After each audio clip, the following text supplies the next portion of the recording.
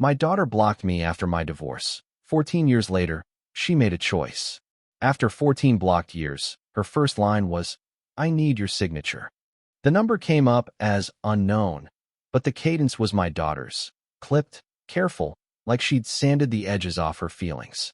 I was on my lunch break, leaning against the ambulance bumper with a lukewarm coffee, shoes still drying from a 3 a.m. call. My name is Jordan. For 25 years I've worked hands-on jobs. Line cook, night janitor, now paramedic, because people crash at odd hours and someone has to show up. It cost me birthdays, daylight, and a marriage that couldn't forgive my schedule. It also cost me a 12-year-old who pressed block when the adults were at their worst. I wrote back, "Maya." A bubble appeared, vanished, returned. "It's for paperwork. It's time-sensitive." Paperwork is a dangerous word in our family. The divorce was all paperwork. Motions, affidavits, supervised visitation logs, then silence stamped by a judge's seal. I keep a small apartment 2 bus lines from the hospital, 1 bookshelf, and 1 closet for everything I didn't throw out.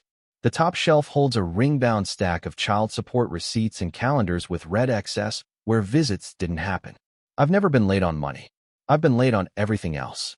"What kind of paperwork?" I asked. "Registrar," she replied. "I need a parent's signature to proceed." Registrar could be wedding, could be housing, could be something with a bank. My heart misfired. I pictured her face at 12, hair in a top knot Elise liked, the guarded look she learned from adults who rehearsed. I pictured Colin's grin in court corridors, sleeves rolled, whispering like a life coach. We built competing museums of the same decade. Hers had murals, mine had receipts. "If we meet, public place," I texted. "I won't sign blind." "Not anymore." A minute, then, "Cafe on Green at 5. I'll bring the forms." I wiped salt from my sleeve where a patient had cried into my uniform and reheated the coffee I shouldn't drink. 14 years is enough time to grow a forest of doubt, and I'd tended every tree. Yet if she needed me now, my refusal would be permanent in a way courts never are. I typed yes, then stopped at one chilling word in her next message, "Witness." I said yes, then stopped at one chilling word, "Witness." There are days I can't recall a single patient's name, but I remember the exact Tuesday Maya blocked me. 6th grade, spring concert night. I'd traded a double to make it, polished shoes that smelled like bleach, and waited by the auditorium doors with a small bouquet from the corner store. Elise texted, "She's sick. We'll reschedule." An hour later, a video appeared on Colin's profile. Maya on stage, bowing between 2 flutes, Elise's caption glowing. "So proud of our girl for pushing through." The comments were a quilt of hearts. My messages to Maya turned green, then gray, then nothing. That night, I learned how loud a phone can be when it says nothing at all. The months after were court hours and supervised visits in rooms painted seafoam, a camera ticking in the corner. The evaluator wrote that I was reliable but work disrupted, as if the clock itself were my rival. I learned to carry a pocket calendar and a smile that didn't startle children. Elise learned to post. Colin learned to hover with coffee and tell staff how helpful he could be. When the judge moved us to virtual contact if mutually agreeable, the agreement never arrived. Maya was 12. She needed simple stories. The simple story was that I chose work over her. The complicated story was that I chose work to keep a roof over both of us, and the roof I paid for wasn't the one she slept under. Last week, a supermarket cashier asked if I had kids. I said yes out loud for the first time in years, and it felt like lying and breathing at once. Now, the phone said Maya wanted my signature. The word witness echoed with the seafoam room, with the moment she pressed block, with a picture of Colin's hand on her shoulder like certainty. I pulled down the old ring binder, the calendars, the stamped envelopes that outlived the marriage, and a single page slid loose. An appointment card for an evaluation we never attended because Elise changed counsel. At 5 sharp, I'd see my daughter's eyes and learn if she remembered mine. The cafe on Green still had chalkboard menus and tables close enough to eavesdrop. I arrived early and sat facing the door because habit is a kind of armor. Maya came in with a tote bag and a posture that said she'd practiced for this. She had Elise's clean lines in my brow when she frowned. She didn't hug me. I didn't stand too fast. We agreed, silently, to place our hands on the table where they could be seen. "Hi," she said, voice steady, eyes scanning. "Thank you for coming." Hi, I said. I'll read everything before I sign anything. That's fine, she said, like it had been written for her to say. She placed a manila folder down, then slid a sheet toward me. It's a registrar form. There's also a notary acknowledgement. A witness signature is optional, but recommended for clarity. Clarity. The word tasted like court carpet. I read the header, County Registrar, name affidavit, and beneficiary update. My throat tightened. There was a line about confirming parental identity for a trust distribution at 26, contingent on both parents acknowledging no pending disputes regarding guardianship history. This can't be right, I said. Your trust. She nodded, jaw set. Granddad's. It unlocks at 26 if everything is clean. I need your acknowledgement so the bank doesn't freeze it. I kept my voice level. I never contested custody after the order. I paid support on time. Why would there be a freeze? She breathed out through her nose, the way Elise does when ending an argument. Colin's lawyer says there were discrepancies. I just need you to sign. Colin's lawyer, I repeated. Not yours. Her eyes flicked. He's family. I placed the sheet down and pulled a small notebook from my jacket. Here are my conditions, I said softly. We review originals together with a neutral third party, Aunt Nia, or a registrar clerk. I won't be part of another story I don't see. Maya's fingers paused on the tote strap. For a heartbeat, her voice lost its script. I don't have time for theatrics, she murmured. But her eyes said she did have questions she wasn't allowed to ask. Then she said a line that wasn't hers, and every alarm I have went off. After the cafe, I took the folder home and pulled down my ring binder, the one with bent metal teeth that still smelled faintly of court paper and copier toner. I laid everything out on the kitchen table, child support receipts with carbon copies, calendars marked with red XS for missed visits, email printouts I'd made because the clerk once told me. If it isn't on paper, it didn't happen. I read slowly, lips moving, like I do with medication orders when a life depends on decimals. Elise's story online. He didn't show, he didn't call, had earned thousands of little hearts. The receipts, deposit dates, confirmation numbers, clerk initials, had zero applause but perfect memory. I matched dates to Maya's trust form. The bank's language about no pending disputes implied someone had told them there were disputes still alive and gnawing. But our last court order said otherwise. Custody settled, support current, contact left to mutual agreement that never arrived. I turned to emails Elise had forwarded to the evaluator years ago, claiming I'd canceled visits last minute. In my copies, the timestamps showed my reply sent hours earlier. I can't swap tonight. Double shift called in. Saturday confirmed. In the set attached to her declaration, my reply appeared as can't tonight, sent after rehearsal began. The body text looked clipped, like it had been forwarded through a labyrinth. It could be an honest mix-up, the way phones chew threads, or careful pruning to make me look indifferent. Either way, the chain smelled wrong. I dug out a flash drive where I'd saved original ML files and opened one on my old laptop. The header metadata blinked like a patient monitor. IP addresses, server hops, a forwarding time that matched my version, not hers. On the coffee table, my cat batted a paperclip while I wrote down a list. Registrar clerk, bank officer, court file number, evaluator's office, and Aunt Nia. I took a breath and called Nia. I need your eyes, I said. And your spine. You have both, she said. And I have tea and a scanner. Good, I said. Because something in the story doesn't add up, and the math is my kid. Nia paused. Jordan, find the original sources first. Then decide the kind of parent you're going to be this week. The one who signs to soothe, or the one who reads to protect. I stacked the receipts by year and watched the tidy columns make a different kind of sentence. Present, present, present, present, present. Then I found an email header that made my stomach drop. The email header listed a case number I didn't recognize, a number that suggested a separate motion had been filed after our last hearing. I called the county clerk, braced for hold music and the sigh of bureaucracy. Name and case number? The clerk asked. I gave both. Keys clacked, paper shuffled. We have the docket, she said, but the child custody evaluation you're referencing is sealed. The order sealing it is attached, but the report itself isn't viewable without a judge's authorization. My mouth went dry. I never requested sealing, I said. Who did? Another pause. The motion came from counsel of record for the custodial parent at the time, she read.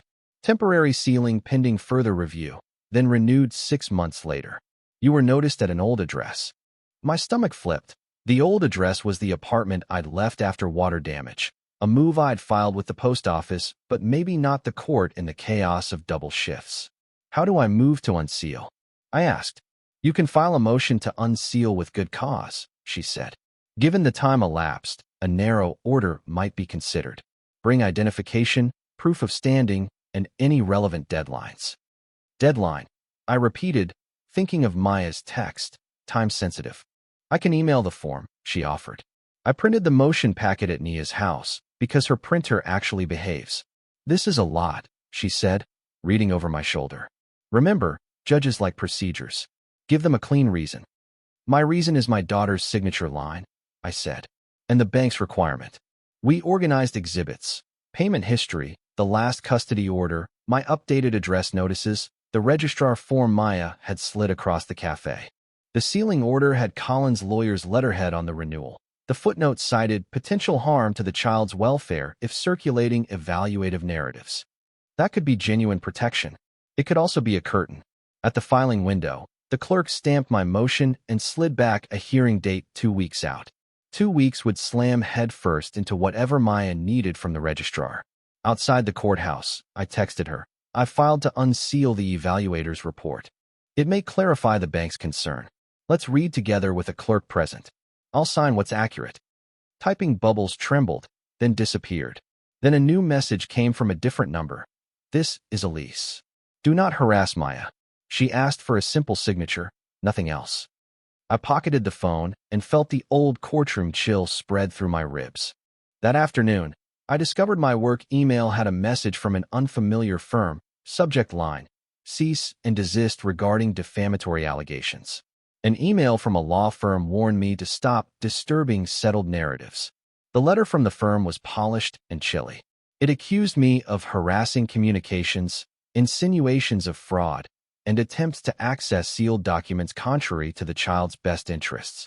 It advised me to sign the registrar form promptly to avoid financial harm to a third party.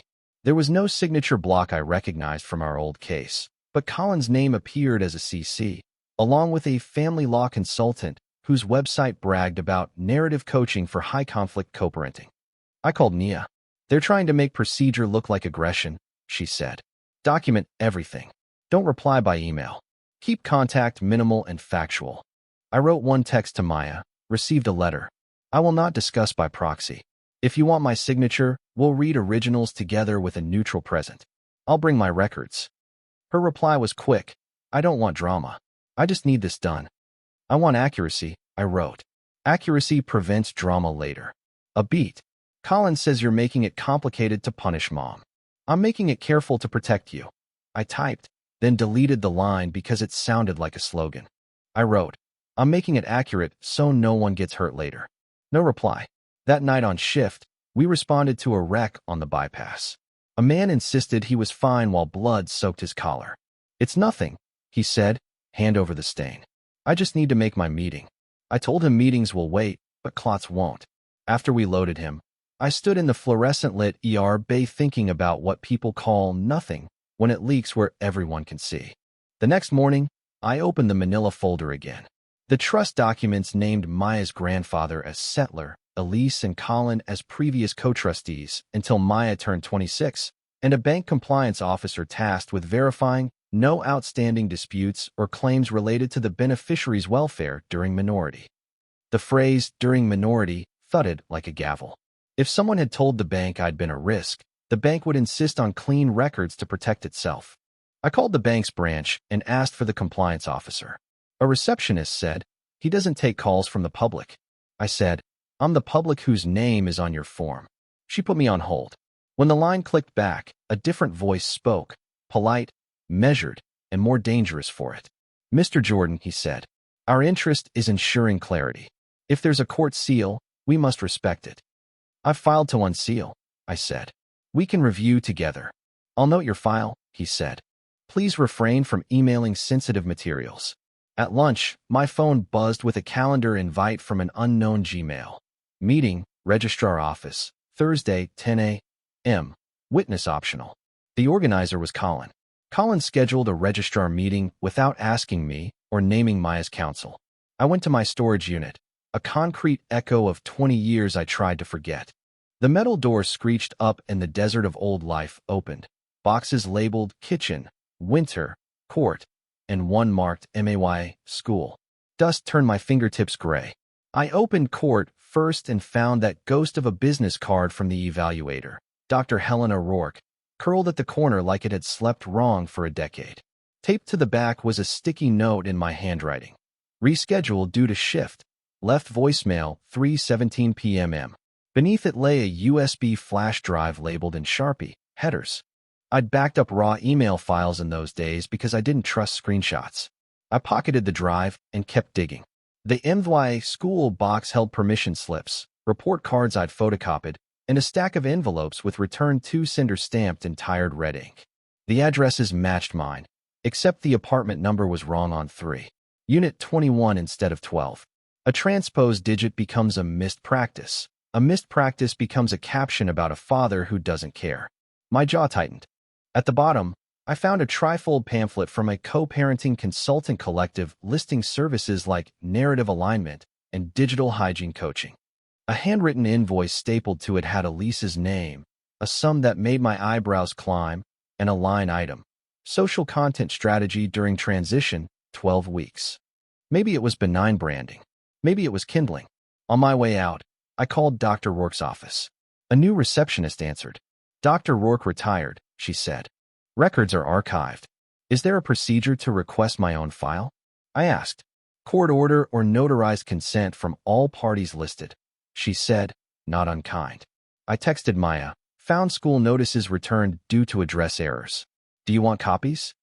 Her reply came after an hour. I don't want to relive the past. Please just sign. Signing without truth creates new pasts. I wrote, then left it unsent. I sent a photo of a return TO sender stamp. No comment. The registrar meeting loomed. I wasn't going to let Colin choreograph it. I forwarded the invite to Nia and added, come if you can. Witness my good faith. She replied with a thumbs up and a sentence that steadied me. We bring light. Let them bring sunscreen.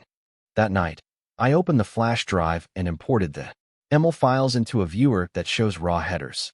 The path of each message unfolded line by line, from my phone to my provider to the evaluator's inbox, except for 3, which detoured through an unfamiliar relay with a domain registered the same month as the collective. The relay domain on those emails belonged to the co-parenting consultants Elise had hired.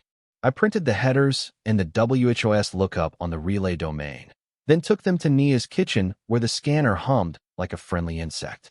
We compared Elise's court exhibits with my originals, highlighting differences. In one chain, a forwarded message chopped off my second paragraph confirming I'd booked an earlier shift to make Maya's recital. The exhibit version then appended a new timestamp that made me look like I'd bailed at the last minute. The edits were subtle, no cartoon villainy, just enough to lean a judge's eyebrow. Nia tapped the margins. These are not mistakes, she said. These are improvements.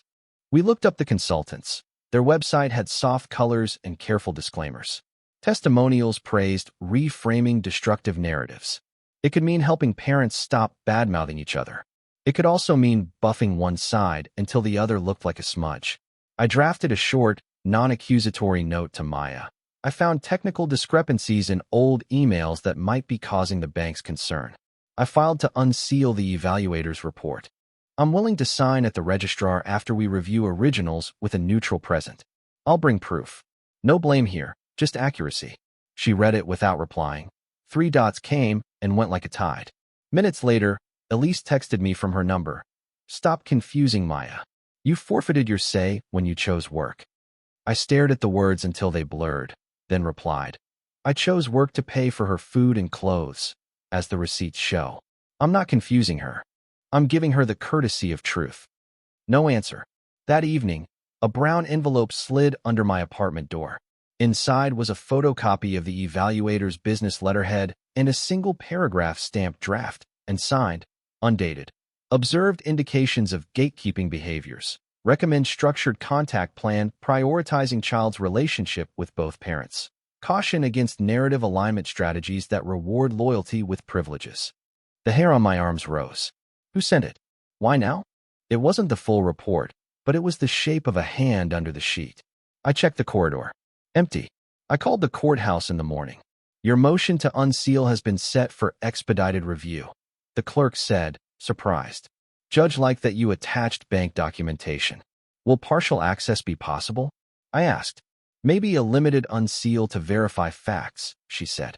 Bring identification and someone to witness the chain of custody. The registrar meeting was tomorrow. The court review was in 2 days. The bank wanted clean lines. The past was smudged on purpose, and my daughter was standing between them with a pen, a deadline, and a lifetime of curated certainty. At 10 a.m., I would walk into a room where forms turn into futures, and I had to decide whether to sign now or insist on the light. I printed everything and wondered who had slipped me the evaluator's draft paragraph.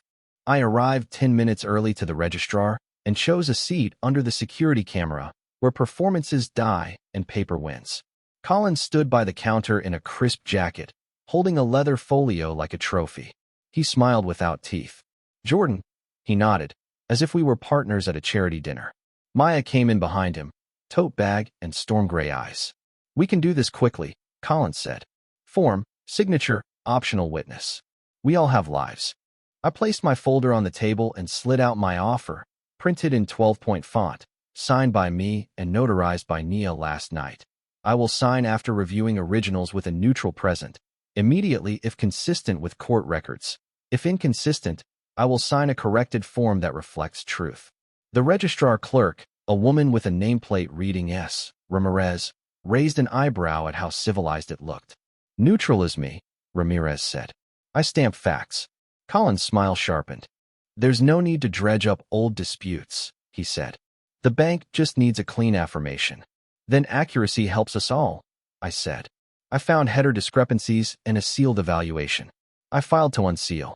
Maya's jaw moved like she was chewing something she couldn't swallow. I just want this done, she said quietly. I'll help you do it right, I said softer. No speeches, just documents. Ramirez took the form and pulled up the county system. There is a sealed evaluator's report, she confirmed. Your motion shows an expedition request. She glanced at my exhibits. Headers, chain of custody, bank compliance email. You did homework. Colin leaned in. We're not here to unspool ancient history, he said. We're here to prevent financial harm to Maya. Which accuracy also does, Ramirez replied. If there's a contested fact, a clean correction now prevents corrections later. I turned to Maya. Here's my clean offer, I said, sliding the sheet. We read originals together with the clerk's eyes on the screen. If the bank's freeze is based on an error, we fix the error and I sign today. Maya looked at the page like it might bite. Her thumb traced a coffee stain on the table. Mom said you'd make this about you, she whispered. About proving a point. I'm making it about you not inheriting a fight, I said. I want you paid, not played. For a moment, the rehearsed lines fell away. If we look, she said, and it's the story I grew up with, will you still sign? Yes, I said, because then at least it's the truth we can both stand on. She nodded, barely. Then let's look, she said, and Ramirez reached for her keyboard while Colin reached for his phone. Colin's thumb hovered over his screen like he was summoning backup. We waited while Ramirez requested limited view access to the sealed docket summary, just enough to confirm dates and orders, not content. The system pinwheeled like a stubborn conscience. Colin stepped aside to take a call, voice low and urgent. Yes, they're trying to open things, he hissed. Yes now? No, the judge hasn't ruled yet. He returned with a smile that missed his eyes. Maya, he said, your mother suggests we reschedule until counsel can attend. Maya looked between us, shoulders impossibly straight. I'm not a child, she said, barely above a whisper. I can read my own life. Ramirez cleared her throat. Access granted to docket entries only, she said, screen reflecting in her glasses. Sealing order renewed 6 months after initial motion by custodial counsel. Reason cited. Preventing harm from dissemination of evaluative narratives. She scrolled. There's also an entry 2 months later. Bank compliance inquiry. No substantive response due to seal. She looked at me. That explains your freeze. I nodded once. May we verify address of record at time of renewal? Address on file. Old apartment, Unit 21, Ramirez read. Notes show undeliverable notice returned. Maya flinched, the tiniest tell. You didn't update your address? She asked. I filed a postal change, I said. I thought the court had it. I was moving between shifts and broke. That mistake is mine. The returns are in that box. I slid a photo. But a transposed digit doesn't justify altered timestamps. Ramirez frowned. I can't see contents, but the bank's note says, unresolved narrative discrepancies. That's not legal language. Consultant language, I said quietly. Maya's gaze sharpened. What consultant? Colin's hand landed on her shoulder. This is exactly the circus we wanted to avoid, he said. Jordan is making you doubt to feel important. I almost answered in anger, but Nia's voice in my head said, procedures, not performances. I took a breath. Maya, if you want me to sign now, I will, and I will also file a corrected statement later if the unsealed report contradicts the bank story. That could complicate distribution. Or we can wait 48 hours, read the judge's limited unseal, and sign a single, accurate form. Her eyes filled but didn't spill. 48 hours changes the venue fee for the reception, she said. Deposits, travel plans.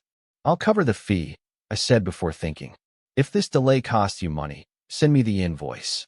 Ramirez raised a brow. Colin's smile fractured.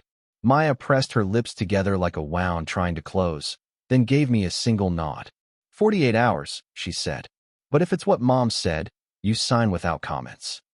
And then Elise walked in wearing a calm that made the room colder. Elise moved with the efficiency of someone who never waits in lines. I'm here as moral support, she told Ramirez, which is what people say when they intend to steer. She hugged Maya, then turned to me with a war-era's truce face.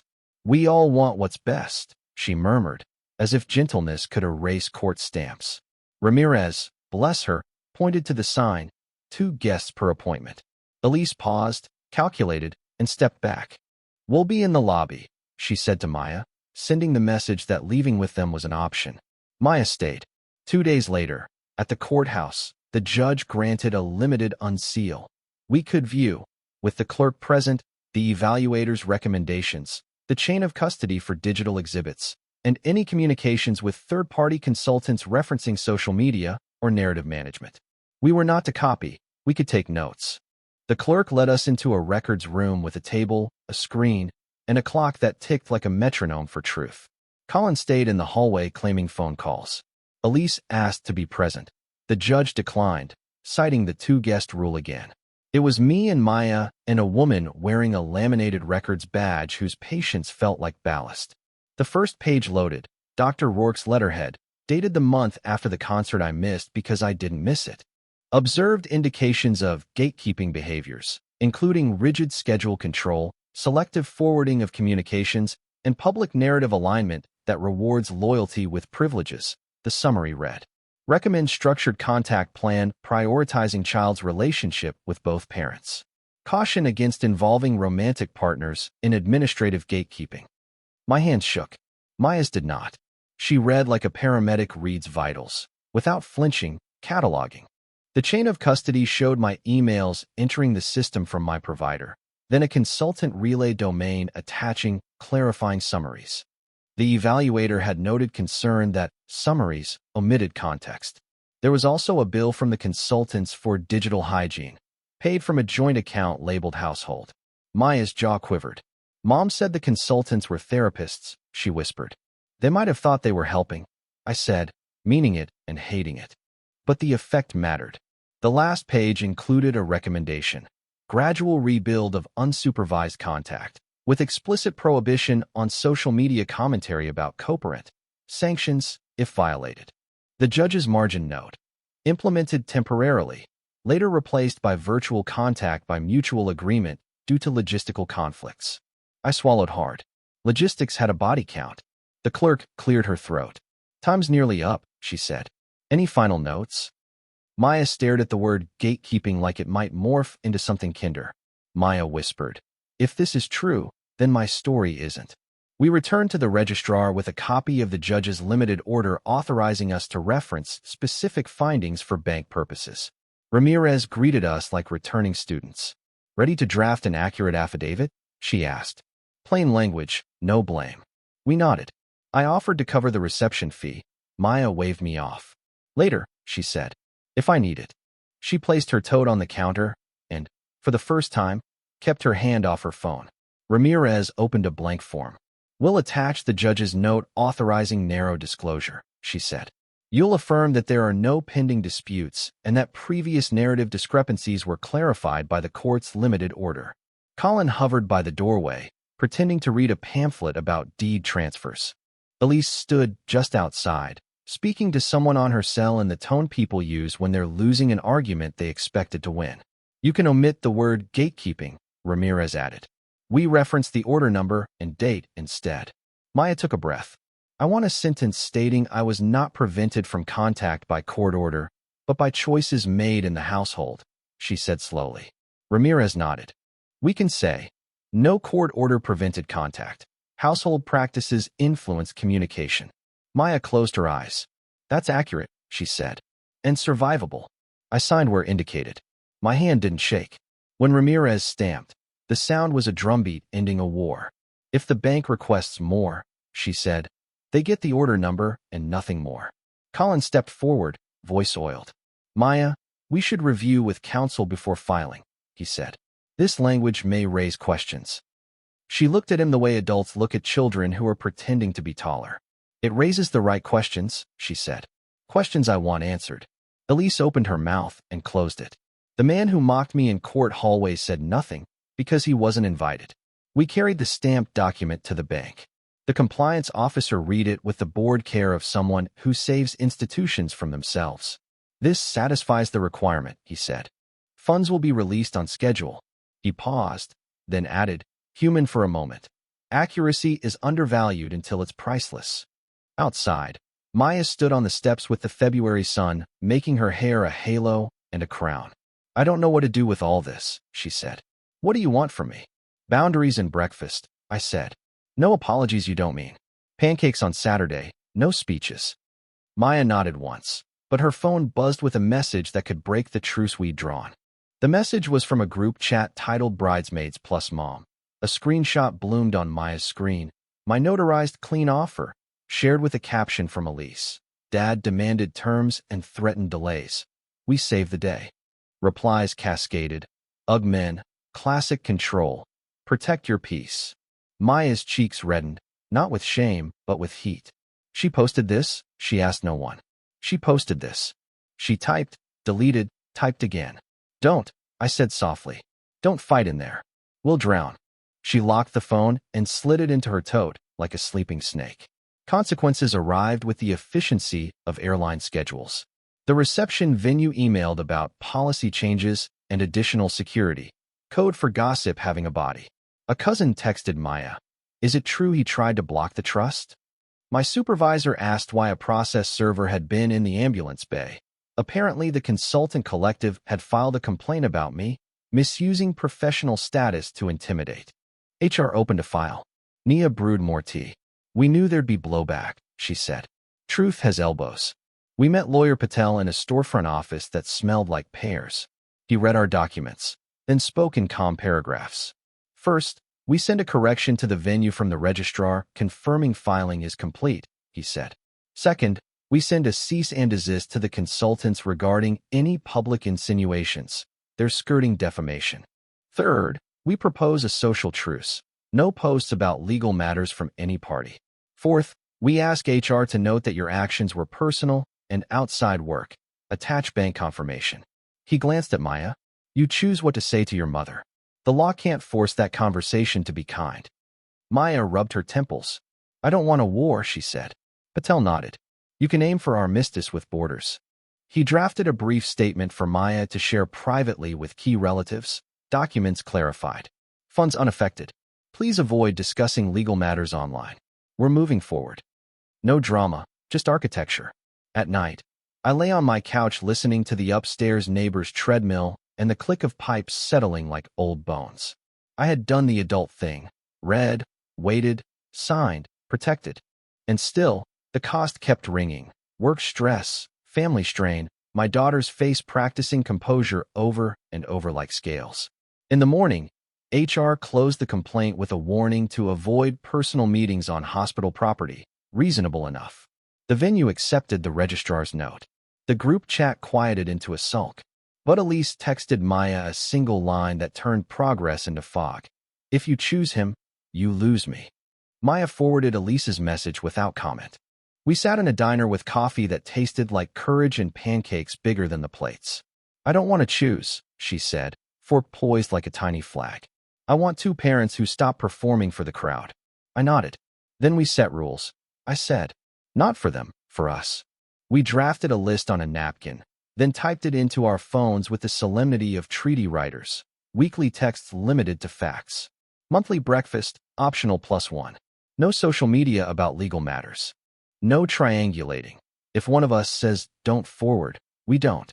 Financial help in writing, with clear amounts and dates. Therapy intake, your pick. My payment, attendance optional for you after the first 3. She added one more. We don't rewrite the past, but we don't let it run the present. We found a therapist whose office had plants that looked watered by actual humans. The intake was awkward and honest. I believed a story that kept me safe, Maya said. Safety can feel like cement, the therapist replied. Hard to move, comforting to lean on, heavy to carry.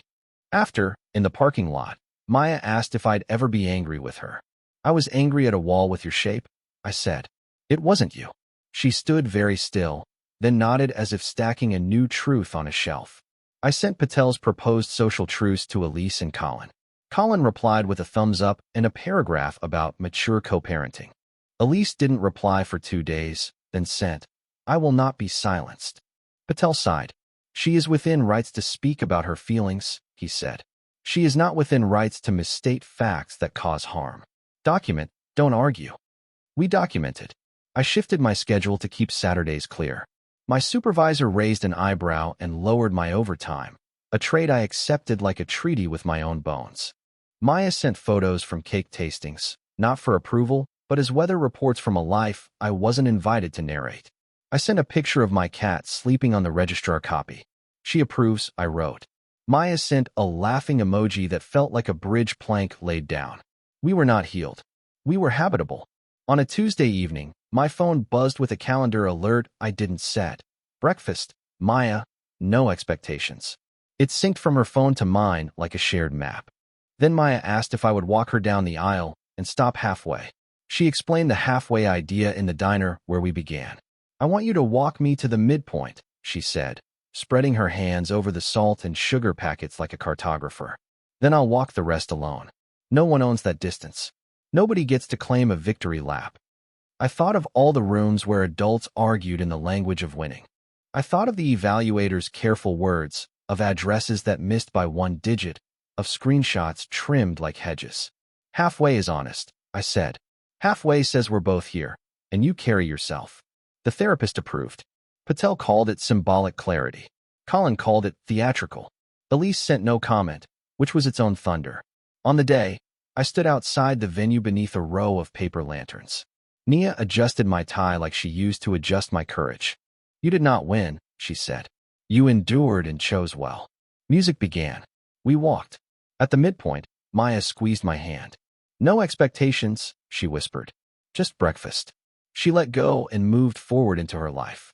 I stepped back into mine and felt the ground solidify, not because a judge blessed it, but because we built it with receipts and kindness that kept its shoes on.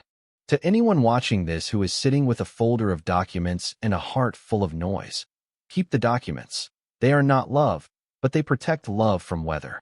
Learn procedures like other people learn lullabies. Unseal what can be unsealed. Verify your own villainy before assigning it to others. Sometimes you'll find you were wrong, and repairing is cheaper than defending. Offer clean deals. I'll sign if we read together. I'll help if we write it down. Pay for therapy before you pay for flowers.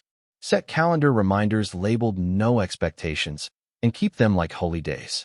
At night, I keep one photo on the fridge, Maya at 6, grinning with gap-toothed pride, and a post-it beside it that says, Accuracy is love wearing work boots.